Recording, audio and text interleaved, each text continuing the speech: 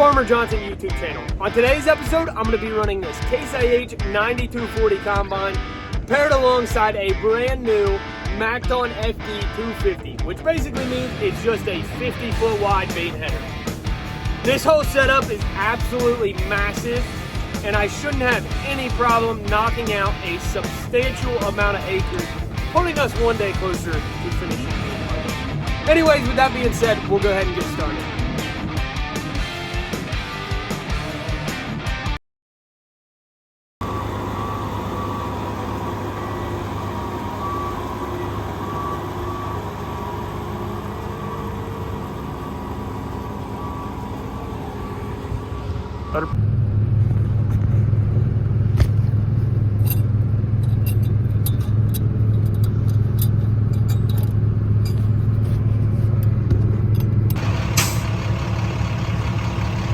I don't think we have bearing out, it's just a lock collar. So this lock collar right here that holds the shaft on the bearing, it's the same thing on the inside basically, and it's come loose.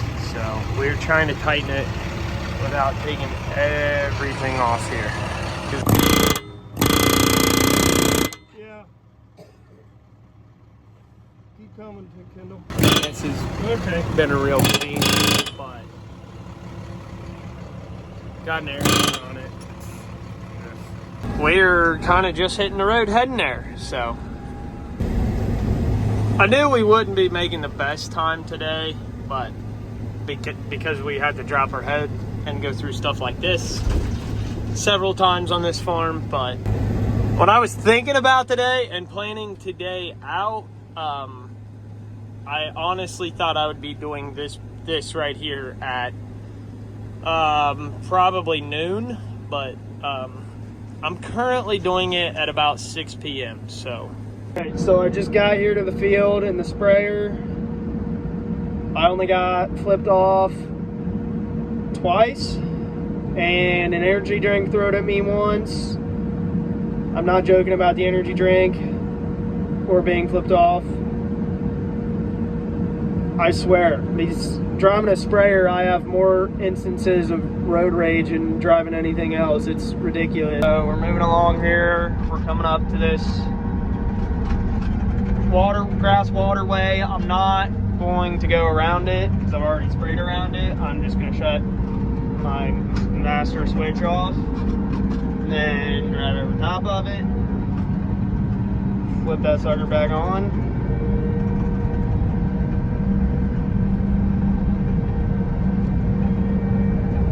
So I just got a phone call from Dad. He told me to park the sprayer, and he said he told me to go hop in a semi for 18, but I mean, I only have this much of the field left. I got that done. All it's got is that. So I think I'm going to try to finish this out before I go get in the semi and roll out. Yeah.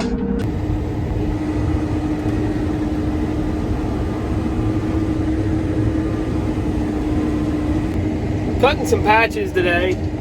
It's just me and Liberty right now. The other combine and grain cart are down cutting out some other patches. Would have liked to have these patches done yesterday, because we did not get along good yesterday. I had another unexplained fire. No idea what caused it. No bearings or anything like that are out on the combine. The only thing we can come up with is it's coming from the exhaust somewhere. We just can't find an exhaust leak.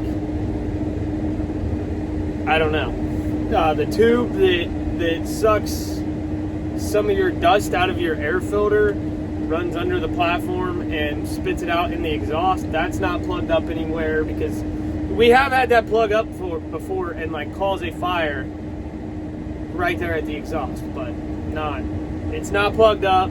Can't find any exhaust leaks. There's no bearings out. Just no idea. It's really weird to have two unexplained fires within like not even 24 hours of each other. it really makes you think you got something else going on. But we have searched this machine high and low. We parked for probably 2 hours yesterday, blowing this machine out. There's nothing. We can't find nothing, so. She's taking a couple small loads. She's got to cross a couple creeks and what's the plural for crick? Crickses? She's got a couple crickses to cross, so taking some small loads.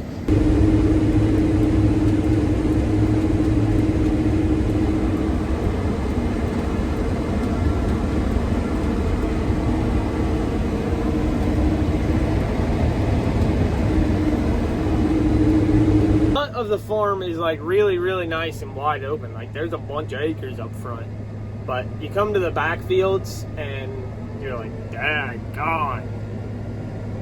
So yeah, like I said, very cool farm. I'd like love to own it, love to build a house. I wouldn't love to live in this location, but if this was closer to home, it'd be a very cool farm to run, you know. 70, 80 head of cattle on. It's just a really hilly and got a lot of hollers down in it. Like down over there's a holler. That one's going back in a holler. You gotta cross over a couple streams and stuff to get up front to the trucks. Just overall, very cool farm.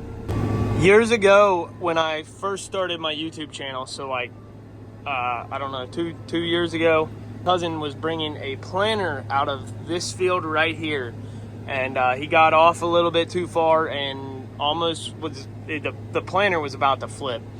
Nothing, I mean, super that he did wrong. I'd need to dump before I go through it. I don't really think he really did a whole lot wrong. You just couldn't see where you needed to be.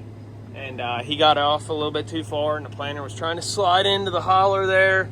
So I had to bring the track hoe over here actually and pick up on the part of the planter and get it picked up and moved over so it didn't flip.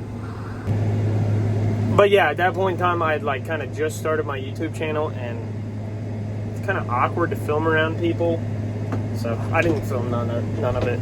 But when it gets wet and we're trying to farm this, it'll get to the point where we're sending like half loads up front. We'll only put like 500 bushel on the grain carts and send them up because they won't make it up front. Alrighty, now we are empty and we can see if we can get through this thing. So I better quit filming and concentrate. Alright, we're through the worst of it. We just gotta keep squeezing past these little trees with big old 50-foot head. See, some of these places like this, I wonder if it would be better just to have like a 135-foot head on standby that we could put on a Class 9 combine. I gotta say, the worst part about a bad crossing is you gotta cross it twice. So, little patch done. We're gonna head out here, attempt to. Eesh. Years ago, this crossing, it's over here, down a hill. Years ago, I was probably like 16 or 17, just kind of started running the combine, and we had like I want to say he was like 10, 12 years old, my little cousin running a grain cart. And we left the grain cart down in this patch the night before because we knew it was going to be like a little slick coming up and it wasn't going to want to do it. So we waited till morning time. Anyways, next morning comes, my little cousin is coming up out of this crossing right here, coming up this hill. And he's in the, I want to say the 90-180 or something. I don't know. We don't have the 90-180 anymore. But anyways, he was coming up out of this crossing and he stalled the tractor on this hill and the tractor went rolling back and slammed the grain cart into one of them trees. And it ended up being like totally fine. Like it didn't really hit that hard, I guess. We still have the grain cart and we never even had to fix anything on it. There's just a slight dent on the back side of the grain cart. I doubt you guys have ever even noticed it, but yep, that's what it's from. It's from rolling backwards into a tree. He rolled into that tree over there because I remember he went really far into the woods and I was like, holy smokes, that's bad. But then when we got there, it honestly wasn't that bad. Another little one. We'll get it cut out here in no time, and then we'll be done. There's been years where I was younger where I went like, I would only blow off my combine like once a week, and I never had a fire. And here we're blowing these machines off every single day, and I've had 2 fires. Bizarre.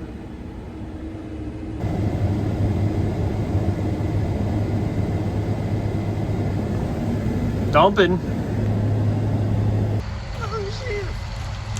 Oh shoot! He's on the tree. Oh, stuck on the tree.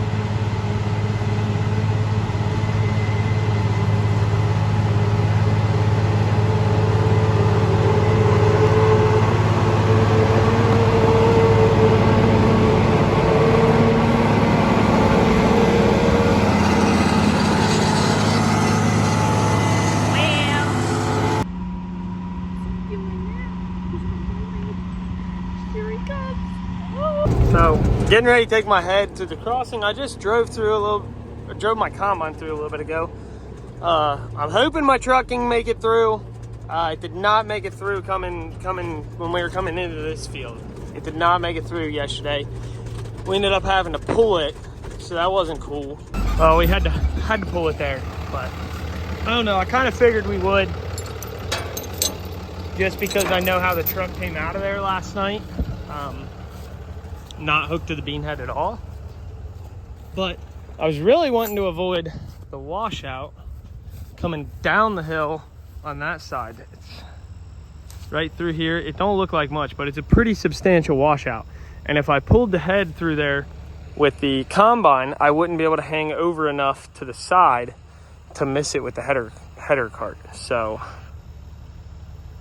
I pulled it through with the truck, and I was able to hang over to the side, and I missed the washout. So I mean, I'm gonna run it because, you know, we're like pretty far through the season. I think my feeder house clutch is getting weak now. Brandon's, we threw him a new one in this season. We had a rainy day there when the old Hurricane Helene hit, and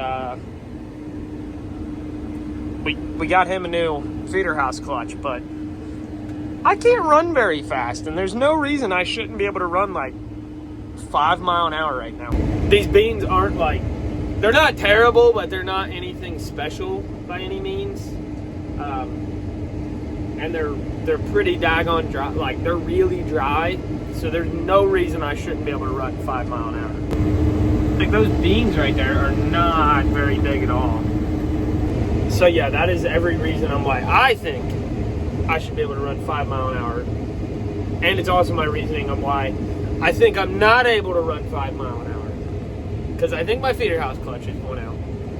I've got out about 6 times today probably, and made sure my combine's not burning to the ground. I haven't got out in a little bit, so I probably need to do that. But I don't have much of this field left. It's a really goofy shaped field, and after I got 2 passes on the ends done, there's really not a ton of it left. This is what I mean. Very goofy shaped field. I've honestly been in a lot of goofy running. Like, oh, that's not what I was going for. Go back, load, bring it back up. Oh well, you get the picture. Finally done in the back. We're rolling up to the front of the farm. It's actually really nice running up here. There's probably 100 and some acres up here on the front side of the farm that you don't have to drop your head for. Really nice running.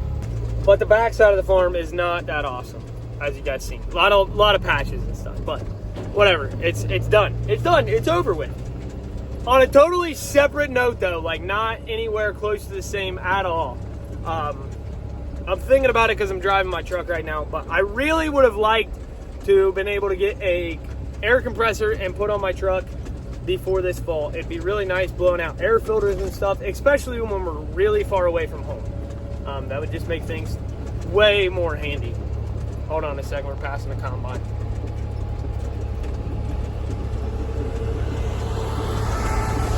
Anyways, really want an air compressor for my truck. Just didn't really have enough time before fall to get one, and honestly, I want a big, nice air compressor, and the funds aren't really there for a big, nice air compressor because nice stuff ain't cheap and cheap stuff ain't nice, you know? So, didn't do it. Recently, I've been kind of looking into compressorators, and I kind of want one of those, but I also don't want to ridiculously pay, like I don't want to pay $20,000 for a giant Miller welder air compressor. I don't really want to do that, but at the same time, I want a pretty decent sized welder and I want a pretty decent sized air compressor. So I honestly have no idea what I'm looking for or what I really want. So I was kind of wanting your guys' recommendations and ideas on what I should start looking in, what brands I should even start looking at and stuff like that, because I am going to put a big air compressor welder combo. Maybe I'll just do two. Maybe that's the route I need to go, is just an air compressor and a welder, just totally separate. I honestly have no idea what route I need to go, but I know I need to do something. So let me know what brands I need to start looking into, what models and stuff like that. Real quick before we start, I'm going to climb up here and show you guys something. So right back here is where the fires have been starting. Like, that's fire damage. This is fire damage. They've been starting up here. I got to noticing that I got a lot of black soot. Like, not soot, but dust sitting on my exhaust. Is that normal for, like, other people that run the combines? Because Brandon says he's got it on his, but his is not catching on fire. So, like, is that normal? Is that where my fire's starting? I don't know. I was teasing Brandon, telling him how few acres he got done up here, but he actually is cruising along. He's getting it done. He is not screwing around, honestly. A little nighttime cutting. It's going good. This field is a little bit whack. Not there. This field is a little bit whack. Let's go to my coverage map, see if it'll load. So that's what we just cut around. It's like a 90-acre piece. And there is an island of trees somewhere out here that we have not cut around yet. Very wacky field. Fields like that really make me like appreciate running two combines together, because having to go around that whole thing twice just sounds miserable. One of the corn combines, my windows are dusty. You don't realize how dusty they are until it's nighttime. That's what you're looking at. But one of the grain carts on the corn crew, the hitch broke today. I don't know if it was on the grain cart or on the tractor. I don't know where it really broke, but kind of nice reminder not to load the front up super heavy. That's really all I have for today's episode. So if you like this video and you want to see more videos just like this one, maybe check out my Harvest 2024 playlist. It's got every single video from this entire harvest in it, so you never miss a thing. Anyways, that's all I got. We'll see you in the next one.